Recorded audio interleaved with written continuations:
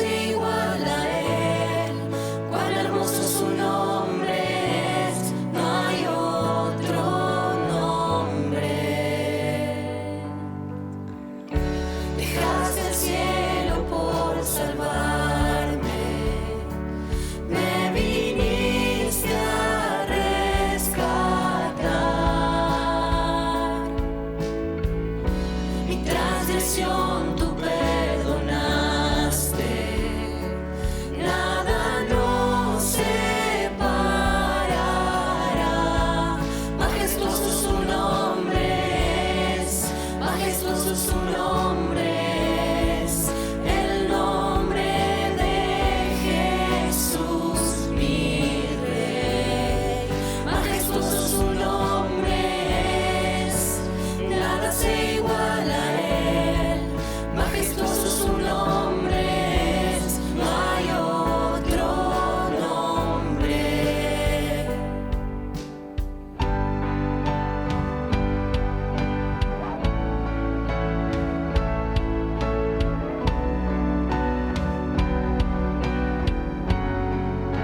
La muerte venciste, el velo partiste, la tumba vacía ahora está. Los cielos declaran, tu gloria proclaman, resucitaste en majestad. Inigualable, incomparable, hoy y por siempre reinarás. Tuyo es el reino, tuya es la gloria, tuyo el poder y autoridad. Poderoso su nombre es, poderoso su nombre es, el nombre de Jesús mi Rey. Poderoso su nombre es, nada se iguala a él. Poderoso su nombre es, no hay otro nombre.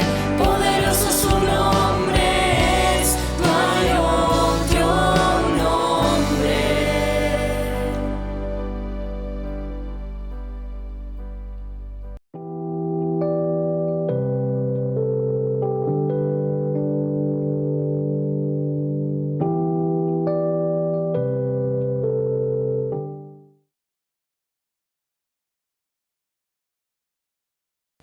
¿Qué tal, mis hermanos? ¿Cómo se encuentran ustedes? Bueno, una vez más para leer este hermoso relato de la vida del Señor Jesucristo que está en el Evangelio de Juan. Llegamos al capítulo 7 y dejamos atrás muchos hechos poderosos del Señor. En el capítulo 5 cura el Señor a un hombre postrado por 38 años, sin posibilidad alguna, y es un milagro que realmente maravilló a la gente y sorprendió a las personas de aquel tiempo.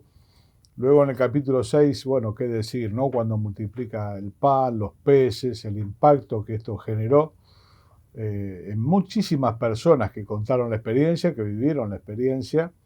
Y llegamos al capítulo 7, finalmente, donde se vuelve a generar toda una controversia. Y esta controversia tiene que definir una pregunta. La pregunta es, ¿quién es Jesús? ¿Quién es Jesús? Sin duda que la persona del Señor es una persona extraordinaria, pero de hechos poderosísimos, su carácter, todo. Pero tenemos que reconocer que ha sido de controversia desde el día de su nacimiento hasta estos días. Todavía se sigue discutiendo quién es Jesús. Para muchos, el Hijo de Dios, el Hijo del bendito, aquel que ocupó nuestro lugar, nuestro Salvador, nuestro Señor. Pero para otros no, para otros es un profeta, para otros es una persona, bueno, bien intencionada, con ideales, y para otros no, por el contrario, es un mentiroso y tantas cosas más que vamos a ver hoy en la lectura que se decían. La vida del Señor Jesús estuvo llena de contrariedades e incomprensiones. Leemos en el versículo 5 del capítulo 7, dice, ni aun sus hermanos creían en él. Había llegado a la fiesta de los tabernáculos y le insistían al Señor sus hermanos en los primeros versículos del capítulo 7, diciendo, si haces estas cosas, ¿por qué no vas a Judea y las mostrás ahí? Y acota el verso 5, porque ni aun sus hermanos creían en él. Realmente era una persona extraordinaria, es una persona extraordinaria, pero en los días de su vida lo fue, y esto despertaba distintas respuestas acerca de este interrogante. ¿Quién es Jesús? El problema no está en la persona del Señor, el problema está en los ojos y el corazón de la persona que contempla al Señor Jesús. Para algunos el Salvador, el Hijo de Dios. Para otros, por el contrario, como muchos de los judíos, decían de todo. Bueno, desde que estaba endemoniado, desde que era un mentiroso, que engañaba, que comía, que bebía con los publicanos, con los pecadores, como si él fuese uno más. Decían, a los pecadores recibe y con ellos come. Y el Señor les explicó, y se vino Juan el Bautista, que no comía, no bebía, y lo tenían por un extraño. Y cuando llega él, el Hijo del Hombre, bueno, se lo tienen por bebedor y dado a la comida y tantas cosas. Bueno, el Señor comía como cualquier otro ser humano y bebía, tenía un cuerpo igual al nuestro. Así que hoy, Dios mediante, vamos a tratar de ver, de responder esta pregunta una vez más. Y vamos a leer hoy en el versículo 12, comenzamos desde el 10, el Señor dijo que no iba a subir a la fiesta de los tabernáculos, una fiesta que conmemoraba los años de Israel en el desierto. Y Dios instituyó esta fiesta para que recuerden que alguna vez ellos habían habitado en carpas. Y hasta el día de hoy los judíos piadosos, ortodoxos, hacen estas carpitas, a veces en edificios muy lujosos en la terraza, y allí con sus hijos recuerdan los años en el desierto. Esta era una fiesta muy importante, la fiesta de los tabernáculos. Bueno, decíamos que le animaban a la señora que suba, el Señor no quiso, ya había amenazas también de matarlo. Esto despierta la persona del Señor Jesús, ¿no? Grandes pasiones por él y grandes enojos. Pero vuelvo a repetir, esto depende del corazón y los ojos del que mira a la persona del Señor Jesús. Una persona que rindió su corazón en la presencia de Dios, mira al Señor Jesús de una manera. Una persona que endurece su corazón para con Dios, mira a Dios, mira al Señor Jesús de una manera totalmente distinta. Y acá se encuentran distintos tipos de personas con distintas opiniones. Entonces leemos en el versículo 10 del capítulo 7 de Juan, dice, pero después que sus hermanos habían subido, entonces él también subió a la fiesta, no abiertamente, sino como en secreto, y le buscaban los judíos en la fiesta y decían, ¿dónde está aquel? Y había gran murmullo acerca de él entre la multitud, pues unos decían, es bueno, pero otros decían, no, sino que engaña al pueblo. Pero ninguno hablaba abiertamente de él por miedo a los judíos. Mas a la mitad de la fiesta subió Jesús al templo y enseñaba. Bueno, lo que decíamos recién, opiniones repartidas hasta el día de hoy. Y, hermano, dicho de paso, si el Hijo de Dios, si el bendito del cielo no pudo gustarle a todo el mundo, no pudo conformar a todo el mundo, no fue comprendido, bueno, ¿qué queda para aquellos que hemos confiado en Él, ¿no? Todos tenemos el anhelo de que la gente nos comprenda, nos quiera, nos acepte, pero el Señor decía, si el mundo los aborrece, sepan que a mí me aborreció primero. Así que no es novedad que el Señor y aún sus hijos muchas veces sean rechazados por personas. Solamente que esto duele, pero bueno, el Señor lo experimentó como nadie. Él experimentó en carne propia la incomprensión, es más, los insultos, los agravios. Dice la palabra de Dios que cuando le maldecían al Señor, no respondía con maldición, sino que encomendaba la causa al que juzga justamente. Esa es la persona del Señor, un ejemplo para nosotros. Para algunos Dios, para otros un farsante. Bueno, ¿qué queda para nosotros, no? Bueno, es difícil. A veces también, así como se habló mal de él, se habla mal de nosotros. No conformamos tampoco a las personas. Pero había cosas en la vida de él que son perfectas. Eran solamente del unigénito del Padre, como dijo Nicodemo, sabemos que viniste de Dios, porque nadie puede hacer las obras que vos hacés si Dios no está con él. Los hechos son innegables. De algunos de nosotros tal vez digan mal y tengan razón. Eso es lo que a mí por lo menos siempre me preocupa, ¿no? Se dicen cosas acerca de todos, pero bueno, que no sea cierto. Si es cierto, habrá que corregirlo. Y si no es cierto, y bueno, hermano, si no es cierto, hay que orar por aquellos que dicen esas cosas y no dolerse, sino saber que al Señor le pasó más que a nadie. A él le maldecían. Y él no respondía con maldición. En el hecho de la crucifixión, fue crucificado en la mañana, temprano, y cuenta que ambos, crucificados a su lado, le injuriaban, los dos. Y cerca de la hora del mediodía uno cambió de parecer, pero desde la mañana le injuriaban. Y muchos de los que pasaban por ahí también decían, si eres el Cristo, bajate. Otros decían, llama a Elías, dejá ver si viene a salvarlo. Bueno, se han burlado del Señor y tantas cosas más. El carácter del Señor despertaba estas cosas, grandes pasiones, grandes rechazos también. Pero algunas cosas innegables. En el verso 15, su doctrina, su enseñanza. Dice, se maravillaban los judíos diciendo, ¿cómo sabe este letras sin haber estudiado? El Señor no había pasado por ninguna escuela rabínica, ni nada que se sepa.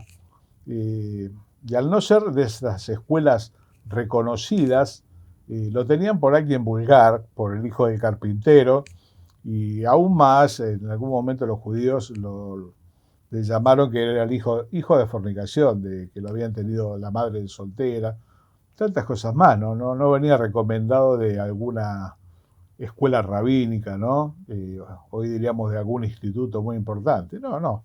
El Señor era este carpintero de Nazaret y decía, ¿cómo sabe estas letras sin haber estudiado?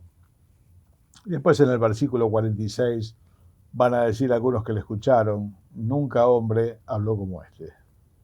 Porque Él es el Logos, Él es la palabra, Él es el autor de la palabra, no tiene necesidad de estudiar, porque el Señor mismo escribió toda la palabra de Dios que nosotros tenemos en estos libros tan hermosos que llevamos bajo el brazo. Él es el autor de la vida, es el autor de la palabra, es Dios.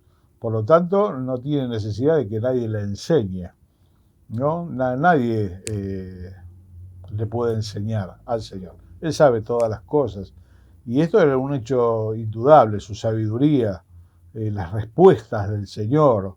En aquella ocasión que iban a apedrear a la mujer, sorprendida en adulterio, esa frase que desarticuló a todos aquellos que venían a apedrear a la mujer, cuando el Señor sencillamente dijo, el que de vosotros esté sin pecado, que sea el primero en tirar la piedra. Qué situación, porque le decían, bueno, Moisés mandó a apedrearlas, ¿vos qué decís? Si decía hagan lo que dice Moisés, iban a decir, pero ¿cómo vos que predicás el amor decís esto? Si decía déjenla ir, decís ¿cómo? Y vos te traspasás la ley de Moisés. Y el Señor, que es la sabiduría personificada, dijo estas palabras. Y dijeron sus contemporáneos, nadie habló como él.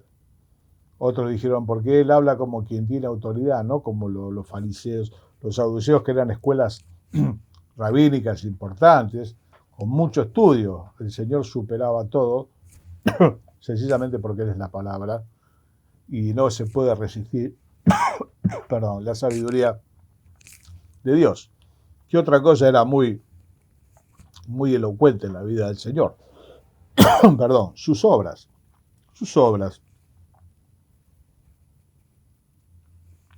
Decía el Señor, si no me creen por las palabras, créanme por los hechos, porque las obras que yo hago dan testimonio de mí. Claro, las palabras se pueden discutir, los hechos no tienen discusión, Dice un querido hermano mío, Fernando de Gas, no hay nada más terco que un hecho. Está ahí, está plantado. El Señor había curado al paralítico se levantó después de 38 años, agarró la cama y se fue. Y eso lo vieron todos. Una señal que fue notoria, que conmocionó. Comieron 15.000 personas. Eso, se podrá discutir si esto o si aquello, esta palabra, porque el Señor dice que lo iban a escuchar los herodianos, para sorprenderlo en alguna palabra.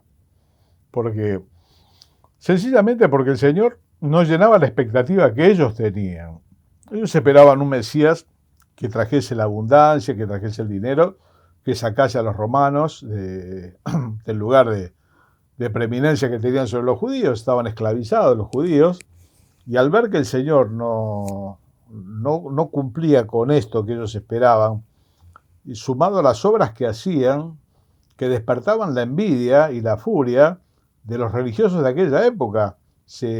Varias veces dice este capítulo que procuraban matarle, pero bueno, tenían temor del pueblo, y que procuraban matarle. Varias veces procuraron matar al Señor.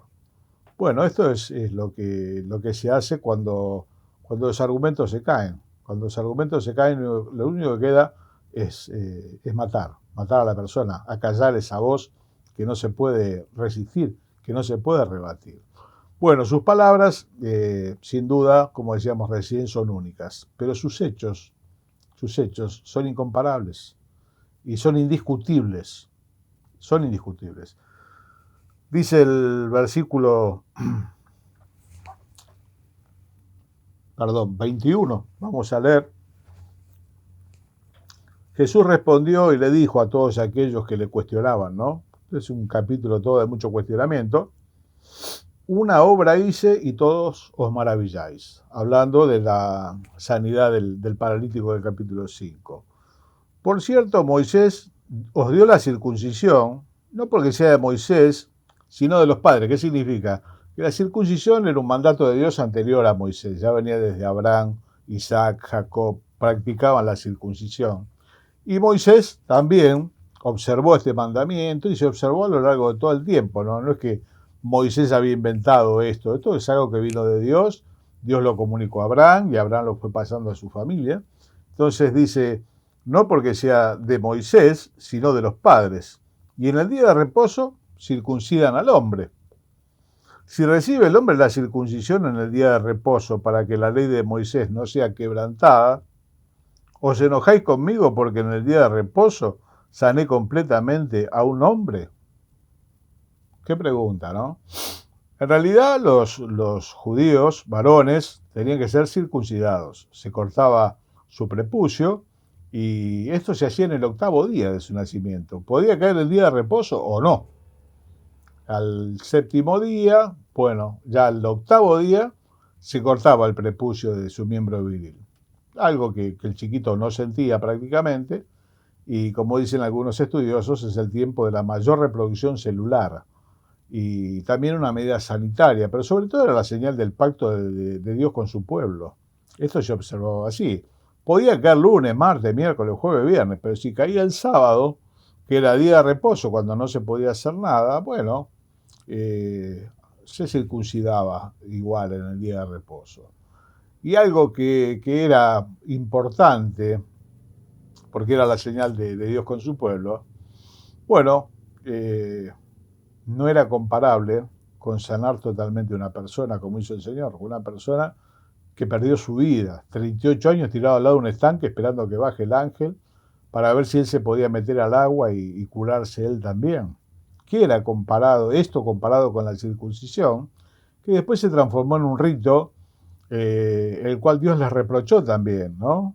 Y dice la Escritura, circunciden el corazón y no el prepucio. Era algo externo, una señal, pero la verdadera circuncisión es la del corazón, es adentro, haber quebrantado el corazón delante de Dios. Así que si aún por este rito, si caía en sábado lo hacían igual, cuanto más sanar a una persona que hace tantos años que espera. Pero volvemos a lo mismo, el problema no es la persona del Señor Jesús. El problema son los ojos y el corazón del que lo contempla, del que lo mira. ¿Con qué ojos miraban al Señor? ¿Con qué ojos miramos nosotros al Señor? Es algo totalmente distinto. Decía el apóstol Pedro, para vosotros que creéis, Él es precioso. Para nosotros el Señor es precioso. Para ellos era un mentiroso, un endemoniado, un borracho, un montón de cosas. Engañaba al pueblo. Bueno, pero son ojos impíos, llenos de envidia. En un momento dijeron los fariseos unos a otros, mirad, el mundo se va tras él. Grandes multitudes seguían al Señor. Y esto llenaba de celos a toda la casta religiosa, que no tenía respuestas para dar, porque la religión no tiene respuestas para dar, y el Señor tenía respuestas para dar y tenía obras que son indiscutibles. Una persona sanada totalmente. También resucitó muertos. Dicen los textos de los evangelios que sanaba a todos y testificaba al leproso que fue sanado y bueno, y tantos más, tantos hechos de sanidad. Por eso decía el Señor, mire, si no me creen por las palabras, créanme por los hechos. ¿Por qué? Porque los hechos son innegables. Son innegables. El creyente los mira, los admira y adora al Señor. Y aquellos que son enemigos de la cruz, que tienen un corazón no rendido, lo ven con la furia que lo veían estos contemporáneos y que querían matarle. Así que tenemos su doctrina, sus obras, su origen, dice el verso 27, hablando del Señor Jesús, ¿no? Aquellos decían, pero sabemos de dónde es, mas cuando venga el Cristo, nadie sabrá de dónde sea. Ellos tenían esa idea. En realidad el Mesías iba a venir de Belén. Al Señor Jesús lo asociaban con Nazaret y con Galilea. Más tarde, ya cerrando el capítulo 7, dice el verso 52, ¿eres tú también Galileo? Escudriña y ve que de Galilea nunca se ha levantado profeta. Si bien el Señor activó su ministerio en Galilea, se crió en Nazaret, el Señor nació en Belén, donde tenía que nacer el Mesías. El Señor tiene todas las credenciales del Mesías. Todas las profecías mesiánicas se cumplieron en la persona del Señor Jesucristo, sin faltar una de ellas. Hasta en las palabras de la cruz, el modo de ser crucificado, todo, absolutamente todo, el tiempo de su nacimiento y el tiempo que se le había de quitar la vida al Mesías, dice el libro de Daniel, no por sí, que significa que lo iban a matar. Todo eso se cumplió. Exactamente. Pero ellos no sabían de dónde era. Qué desconocimiento, ¿no? Esperar un Mesías. Dice, cuando venga el Mesías nadie va a saber de dónde viene. Sí, tenía que venir de Belén. Y tú, Belén, que eres la más pequeña, de ti saldrá el guiador, dice Isaías. Y los religiosos del momento no lo sabían. De hecho, cuando el Señor Jesús nació, nadie lo esperaba, excepto Ana y Simeón. Gente muy mayor, Ana muy mayor, cerca de los 100 años, que servía con oraciones, dice ahí en el templo, servía a Dios con sus oraciones. Y Simeón, que le había sido revelado, que no vería la muerte hasta que él viese la salvación de Israel. Y fue quien cuando era bebé, lo tomó en sus brazos y dijo al Señor, a Dios, despide ahora a tu siervo en paz, porque han visto mis ojos la salvación de Israel. Así que solamente le esperaban ellos, muy pocos. No sabían de la venida, de dónde. Herodes mandó indagar, no se sabía. Y bueno, después viene su destino. El Señor dijo en el verso 33 y 34, vamos saltando, el capítulo es muy extenso, por eso pedía que lo leyesen con anticipación. Verso 33, entonces Jesús dijo, todavía un poco de tiempo estaré con vosotros e iré al que me envió. Me buscaréis y no me hallaréis, y a donde yo estaré vosotros no podéis venir. Entonces los judíos dijeron entre sí, ¿a dónde se irá este que no le hallemos? ¿Se irá a los dispersos entre los griegos y enseñará a los griegos? ¿Mas qué significa me buscaréis y no me hallaréis, y a donde yo estaré vosotros no podréis venir? Bueno, no entendían, seguían sin entender. Seguían sin entender porque ellos no habían vuelto su corazón al Señor. Cuando el Señor hablaba por parábolas, lo hacía para que viendo no vean, dice el texto, y oyendo no escuchen, y con el corazón crean y yo los sane. Hermano, las cosas espirituales se disciernen espiritualmente. Y las personas que no han tenido un encuentro y una rendición delante de Dios y han recibido de Dios la guía para ir al Señor Jesús, no pueden entender estas cosas. El Señor hablaba un lenguaje que se comprende espiritualmente. Si no, no se comprende. La mujer del pozo de Samaria, cuando el Señor le habló del agua, le dijo, pero Señor, no tenés con qué sacarla. El Señor le estaba hablando de otra cosa, de un agua de vida, no de esa agua que iban a volver a tener sed después otra vez. Le estaba hablando de algo espiritual. Y bueno, ellos lo único que veían era lo de afuera y lo único que buscaban era algo material y no espiritual. Por eso le rechazaron como le rechazaron. Si bien no todos, pero muchos lo rechazaron. El Señor les estaba diciendo que Él iba a ascender al cielo. Y ellos pensaban que ¿dónde se va a ir? Se va a ir a los dispersos entre los griegos, va a enseñar allá. Bueno, hermanos, todos estos rasgos de la vida del Señor generaron toda esta controversia. ¿Quién es Jesús? Esa es la pregunta. ¿Quién es Jesús? Bueno, esta pregunta la hizo el Señor a unos que Él envió de gira, de predicación. Cuando volvieron, preguntó el Señor, ¿quiénes dicen los hombres que es el Hijo del Hombre? Y unos dijeron, bueno, Juan el Bautista, otros dijeron, sos el profeta, y Pedro le dijo, tú eres el Cristo, el Hijo del Dios bendito. Tú eres el Cristo, el Hijo del Dios bendito. Y el Señor le dijo, bienaventurado eres Pedro, no te lo reveló ninguna persona, sino mi Padre que está en el cielo. Pedro había inclinado su corazón al Señor. Y cuando alguien inclina su corazón al Señor, en vez de pelear, en vez de envidiar, en vez de querer matarlo, de ser su enemigo, se rinde ante sus pies. Ahí puede comprender las cosas. Para que viendo no vean, para que escuchando no escuchen, y con el corazón crean, y yo los sane. La Biblia es un libro donde los curiosos ya quedan en las primeras páginas. Algunos entraron en la Biblia para contradecir la Biblia. Estudiaron a fondo y muchos, si lo hicieron sinceramente, terminaron convertidos. Ese es el testimonio de Josh McDowell, un hombre que escribió un libro muy, muy conocido, Evidencias que exige un veredicto. Este hombre había estudiado, un universitario que estudió la Biblia para poder ir contra esto que era un engaño. Sin embargo, terminó preso del amor de Dios. ¿Quiénes dicen los hombres que soy yo? Bueno, distintas posibilidades. Y ustedes, tú eres el Cristo, el Hijo del Dios viviente. Mis hermanos, para nosotros la respuesta es esta. Él es el Cristo, el Hijo del bendito, el Señor de los señores, es el Rey de los reyes. Ahora, bueno, ¿qué es lo que vamos a hacer nosotros con esta afirmación? Ya sabemos quién es el Señor. Para nosotros Él es precioso, como decía Pedro, Él es el bendito, Él es el Señor. La pregunta que nos queda por hacer es si realmente esto se refleja en nuestra vida, o si solamente es una respuesta mental, que tenemos, que sabemos, que hemos creído, sí, pero no se refleja, hermano, en nuestra vida. Decía Dios el Padre en la antigüedad, si yo soy Señor, ¿dónde está mi temor? Y si yo soy Padre, ¿dónde está mi honra? Decía el Señor, este pueblo de labios me honra, pero su corazón está lejos de mí.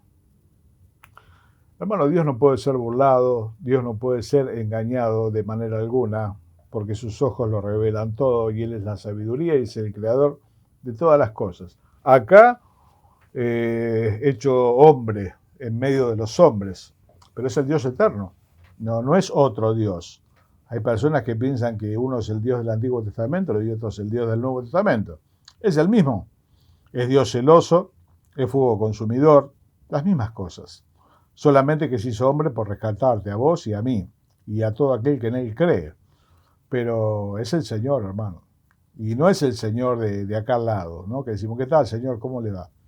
Acá la palabra Señor significa que es el dueño de la vida y de la muerte.